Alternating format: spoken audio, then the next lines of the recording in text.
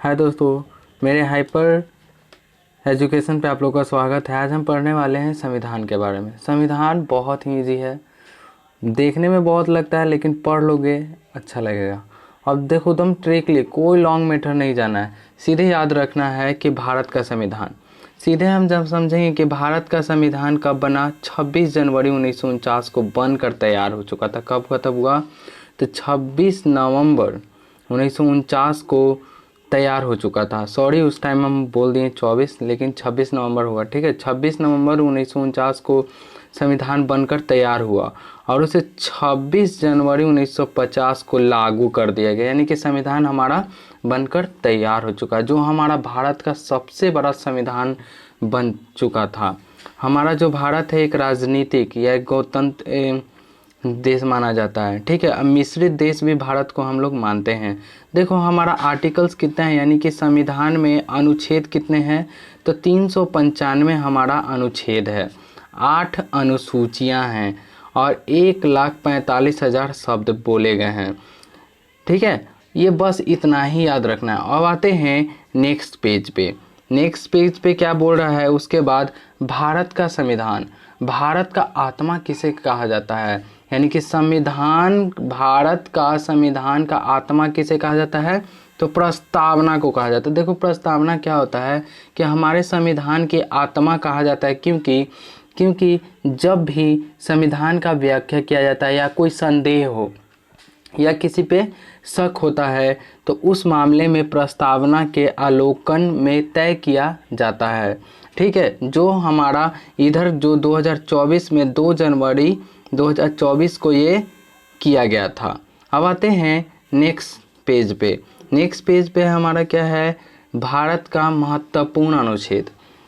भारत के महत्वपूर्ण अनुच्छेद पहले ही बता चुके थे कि 22 भाग हैं। ठीक है, और 395 अनुच्छेद हैं। कितने हैं? 395। 395 तक मुंबई पहुंचेंगे, 395 तक मुंबई पहुंचे। उसके बाद ये हमारा याद रखेंगे। और ये 12 क्या है, हमारा अनुसूचियां हैं। अनुसूची कितना है? 12 है। देखो भाग 1 में बताया गया है कि 1 से लेकर 4 तक संघ एवं उसका राज्य क्षेत्र, मतलब कि भाग 1 से लेकर 4 तक ये बताया गया है कि भारत एक संघ है। संघ में उनमें राज्य का क्षेत्रफल क्या होता है, उसका एरिया होता है, क्षेत्रफल होता है। अब आते हैं अनुच्छेद 1 पर। अनुच्छेद 1 में बताया गया कि भारत राज्य का संघ है। क्या चीज़ का संघ है? भारत का राज्य का संघ है। भारत में कितने राज्य हैं, तो 28 राज्य हैं।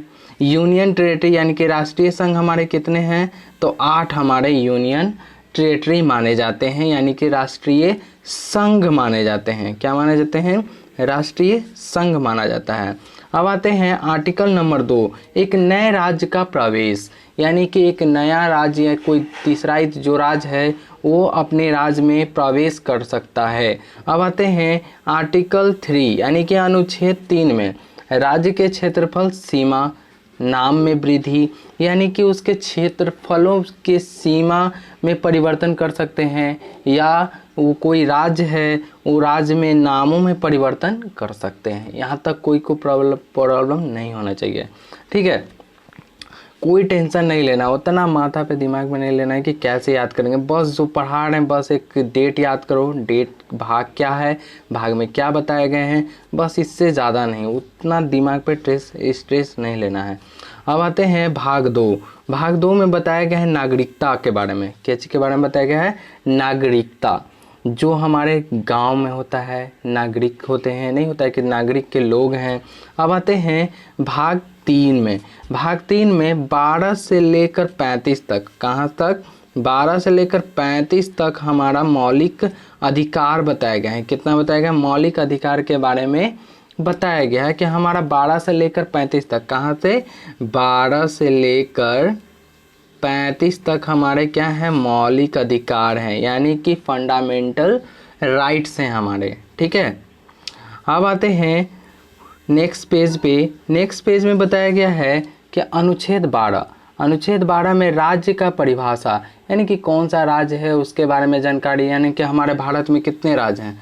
28 राज्य हैं। 28 राज्य में कितने मतलब कि अनुच्छेद में इसे परिभाषित करने के लिए नहीं, एक जवाहरलाल नेहरू निकाल लेते हैं कि discovery of India. Discovery of India Jawaharlal Nehru ने मतलब कि बताया था कि उस मतलब कि इंडिया में क्या है, क्या उसके बारे में जानकारी दिया था, पूरे इंडिया के बारे में क्या है नहीं है उसके बारे में बताया गया था। ठीक है, discovery of India Jawaharlal Nehru ने इन्हें लिखा है, पंडित जवाहरलाल नेहरू, TJN। ठीक है, अनुच्छेद 14 में बताया गया कि विधि या क्षमता या समानता और विधि का समान संरक्षण, यानी कि जो विधि है उसका समान संरक्षण करना, विधि का समान संरक्षण करना या समझ या समानता रखना, यानी कि कोई दूसरों में कोई मतभेद नहीं, सब में समानता रखने की ये बताए गए हैं। अब आते हैं आर्टिकल नंबर 17। ये VVI है, हर एक एग्जाम में पूछा जाएगा, बहुत बार पूछा गया है कि आर्टिकल अनुच्छेद 17 में कि अस्पृश्यता का अंत, यानी कि अनटचबिलिटी यानी क्या होता है, यानी किसी से छुआछूत ना रखना, यानी कि कोई नीचा कास्ट है, उस नीचा कास्ट से मतभेद करता है लोग कि नहीं ये बहुत नीचा कास्ट है, इसके साथ हम कैसे बैठ के खा सकते हैं। तो इस प्रकार हमारा आर्टिकल 17 में ये बता दिया गया है। संवैधानिक उपचार, यानी कोई होता है कि संविधान में उपचार करना है, कोई संविधान में क्या खराबी आया, क्या मतलब कि घट रहा है, कि किससे मतलब कि हमें प्रभावित हो रहा है, कि हमें ये नुकसान कर रहा है, तो उसका उपचार कौन करता है, आर्टिकल नंबर 32। ये बहुत बार एग्जामिनेशन में, बैंक हो, रेलवे हो, अनदर एग्जाम्स बहुत ज़्यादा है, बहुत सारे एग्जाम में पूछा गया, जैसे कि BPSC में भी पूछ दिया गया ये क्वेश्चन। BPSC में बहुत बार नहीं कर सकते लेकिन पूछ दिया गया है। अब आते हैं नेक्स्ट पेज पे, जो हमारा सबसे लास्ट में है। हम आज पढ़ेंगे राष्ट्रपति के बारे में। देखो राष्ट्रपति का शक्ति क्या होता है, पद क्या होता है, उनका निर्वाचन कैसे होता है। देखो 8 यूनियन टेरेटरी है, उसके तहत हमारे भारत को बांटा गया है। एक और लेसन्स जो लाएंगे हम पूरे भारत पर लाएंगे। एक ट्रिकली जो आता है कि भारत का जलीय राज्य कौन सा है, इसका भी हम वीडियो बनाकर देंगे। अब आते हैं भाग 5 में बताया गया है कि 52 से लेकर 151 तक किसके बारे में बताया गया है। ये 5 भाग में कोई यहाँ से क्वेश्चन पूछ सकता है कि राष्ट्रपति के बारे में किस भाग में दिया गया है, तो हम यहाँ से याद रख सकते हैं, ये क्वेश्चन बहुत बार आता है कि 5वें भाग में बताया गया है। अब यहाँ से पूछ देगा कि राष्ट्रपति का कहाँ से लेकर कहाँ तक किस आर्टिकल्स तक बताया गया है, तब 52 से लेकर 151 तक इसको बता दिया गया है। तब 52 में यह बताया गया है कि राष्ट्रपति का पद, यानी कि राष्ट्रपति का पद जब ग्रहण करता है उसके बारे में बताया गया। राष्ट्रपति का पद के वजह से क्वेश्चन पूछेगा कि राष्ट्रपति पद अपना किस आर्टिकल्स के तहत ग्रहण कर सकता है, तो हम कब ग्रहण कर सकता है, तब 52 आर्टिकल्स यानी अनुच्छेद के तहत कर सकता है। शक्ति और कार्य, यानी कि इसके शक्ति पावर किस आर्टिकल्स में बताए गए हैं, प्रेसिडेंट के यानी कि राष्ट्रपति के, अनुच्छेद 53 के तहत बताया गया है। अनुच्छेद 54 में बताया गया है निर्वाचन के बारे में बताए गए हैं। अनुच्छेद 61 में क्या होता है, महाभियोग। देखो महाभियोग लगाकर हम किसी भी राष्ट्रपति हो या प्रेसिडेंट हो उसके 3 महीना टाइम दे दिया जाता है जब उस पर महाभियोग लगता है। महाभियोग कब लगता है, जब देश के हित में वो प्रेसिडेंट हो या प्रधानमंत्री हो वो कार्य नहीं करता है, तो उस पर महाभियोग लग जाता है और उससे लोकसभा, राज्यसभा और विधानसभा के तहत इसे महाभियोग लगाकर इसे प्रेसिडेंट को हटाया जा सकता है। तब यहाँ से क्वेश्चन पूछ दे सकता है कि राष्ट्रपति पर किस आर्टिकल के तहत महाभियोग लगाया जा सकता है, तो आर्टिकल नंबर 61 के तहत महाभियोग लगा दिया जा सकता है।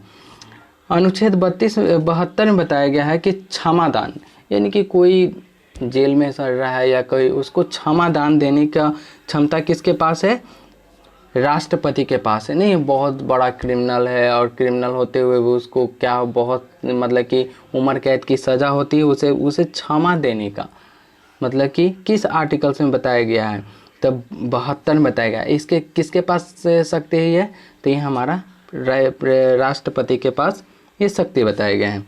अनुच्छेद 123 अध्यादेश के बारे में बताया गया है। अनुच्छेद 143 में सुप्रीम कोर्ट से सलाह, यानी कि राष्ट्रपति किस आर्टिकल के तहत सुप्रीम कोर्ट से सलाह ले सकता है? तो हम बोलेंगे कि हाँ सर, ये आर्टिकल के तहत ले सकता है कि 183 आर्टिकल के तहत हम ले सकते हैं। क्या ले सकते हैं? उसे सलाह ले सकते हैं। कहाँ से? सुप्रीम कोर्ट से। सुप्रीम कोर्ट से ले सकते हैं। यहाँ तक किसी को प्रॉब्लम नहीं आना चाहिए। जो भी हो प्रॉब्लम वो हमसे पूछ सकते हो, हम बताएंगे। ठीक है, अब आते हैं, अब यहाँ से नेक्स्ट क्लास में जो जल के बारे में बताएंगे, जो आने वाला जो है उसके बारे में हम बताएंगे। आज के लिए इतना ही। जो भी है लाइक सब्सक्राइब कर दो इस वीडियो के लिए, अगर ज़्यादा फ़ायदेमंद हो तो। ठीक है, थैंक यू, धन्यवाद।